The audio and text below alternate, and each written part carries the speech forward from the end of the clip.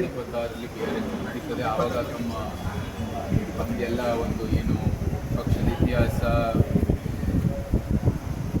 ಪ್ರಸ್ತುತ ಕಾರ್ಯಪದ್ಧತಿ ಇತ್ಯಾದಿ ಎಲ್ಲ ಕೂಡ ಅದರ ಬಗ್ಗೆ ಒಂದು ಸೂಚನೆ ಕೊಡುವಂಥದ್ದು ಕೆಲಸ ಆಗುತ್ತೆ. ಆದರೆ ಸ್ಥಳೀಯವಾಗಿ ನಿರ್ದೇಶಕವಾಗಿ ನಿಖರವಾಗಿ ಒಂದು ಕಾಲದಲ್ಲಿ ಸಮಸ್ಯೆಗಳು ಯಾವ ರೀತಿ ಎದುರಿಸಬೇಕು ಅಂತ ಚರ್ಚೆ ಮಾಡಬೇಕಾಗಿರೋದು ಅತ್ಯವಶ್ಯ. ಜೊತೆಗೆ ಇವತ್ತು